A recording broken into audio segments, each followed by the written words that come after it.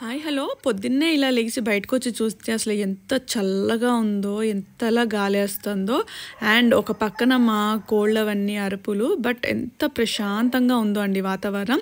అయితే ఈరోజు వీడియోకైతే ఇంట్రొడక్షన్ అవసరం లేదని అనుకుంటున్నాను, ఎందుకంటే మీరు ఆల్రెడీ థంబ్నెయిల్లో చూశారు కాబట్టి అర్థమైపోయి ఉండొచ్చు. సో మనం వీడియోలోకి వెళ్ళిపోయే ముందు మంతెనాస్ మస్తీని ఫస్ట్ టైం చూస్తున్న వాళ్ళు ఎవరైనా ఉంటే ఛానల్ని సబ్స్క్రైబ్ చేసుకోండి. అండ్ నా కంటెంట్ నచ్చితే లైక్ చేయండి, షేర్ చేయండి. యాక్చువల్గా కార్తీక మాసంలో లాస్ట్ రోజు మనం పోలీ పాడ్యమి దీపాలు వాటర్లో వదులుతాం కదా.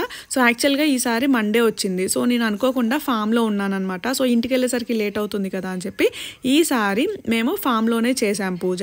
సో ఇది ఫామ్లో ఫస్ట్ టైం అనమాట పోలీ పాడ్యమి దీపాలు వదలటం. సో ఇవి వచ్చేసి ఇలా అరటి డిప్పల్లో మన బొడ్డొత్తులు అంటారు కదా, వాటిని ఆవునెత్తులో నానబెట్టి పెడతాము. సో యాక్చువల్గా మర్చిపోయాను, ఇంతకీ ఈ అరటి డిప్పలు ఎక్కడి అనుకుంటున్నారు? మన అరటి చెట్టువే. సో మేము అంటే ఒక్కొక్కరు ఒక్కొక్క రకంగా ఫాలో అవుతారు కదా. సో మేమైతే ఇలా అరటి డిప్పల్లో పెట్టే బొడ్డొత్తులు ఏవైతే ఉన్నాయో అవి 30 పెడతామండి.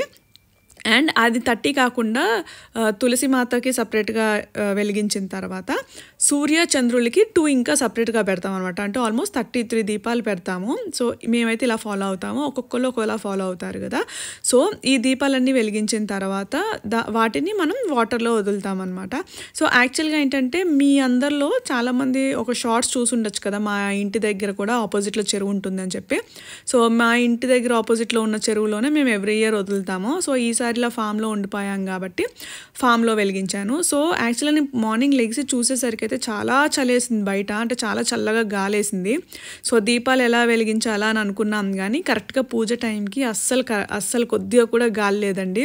సో పూజ అయితే ప్రశాంతంగా అలా అయిపోయింది. అండ్ ఈ పూజకి అటుకులు బెల్లంతో చేసిన నైవేద్యం మ్యాండేటరీగా పెడతాం మేమైతే. ఈ పూజ మాత్రం సూర్యుడు రాకముందే చేసేయాలి అని అంటారు. అండ్ ఒకవేళ ఇలా చెరువులు అవన్నీ అందుబాటులో లేని వాళ్ళు ఒక పళ్ళెంలో వాటర్ పోసి అది అందులో వదిలేస్తారనమాట.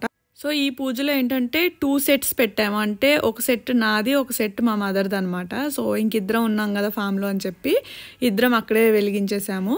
ఈ తులసి మొక్కలు కూడా రీసెంట్గానే పెట్టాము, అనుకోకుండా నర్సరీకి వెళ్ళినప్పుడు వేరే మొక్కలతో పాటు తీసుకొచ్చి పెట్టాము. జనరల్గా ఇక్కడ పెట్టినా మనం డైలీ ఇక్కడ ఉన్నాం కదా పూజ చేయడానికి అన్నట్టుగా పెట్టలేదు. సో అనుకోకుండా అలాగా కుదిరిందనమాట. సో లక్ష్మీ తులసి అండ్ కృష్ణ తులసి 2 తులసిలు పెట్టేశాము. ఇంటి ఎదురుగుండానే పెట్టామన్నమాట, డోర్కి ఎగ్జాక్ట్గా ఆపోజిట్లో.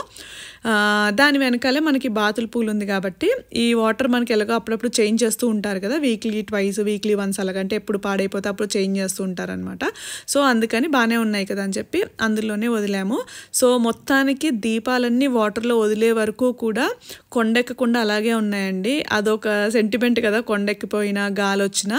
సో నాకైతే భలే హ్యాపీగా అనిపించింది. మేము ఇంటి దగ్గర పెట్టినప్పుడు మాత్రం ఒక్కొక్కసారి గాలి వేస్తే మేము 10 బొడ్డొత్తులు కలిసి ఒక్కొక్క దీపం కింద పెట్టేసి వెలిగించేసేవాళ్ళం, ఎందుకంటే మాది కూడా చెరువు గట్టు కదా, చాలా చల్లగా ఉంటుందన్నమాట. సో మొత్తానికి ఈసారి అయితే సక్సెస్ఫుల్గా ఇలా అయ్యింది. హోప్ ఈ వీడియో మీ అందరికీ నచ్చిందని అనుకుంటున్నాను. సబ్స్క్రైబ్ చేసుకునే వాళ్ళు మాత్రం సబ్స్క్రైబ్ చేసుకోవటం మర్చిపోవద్దండి. Thank you.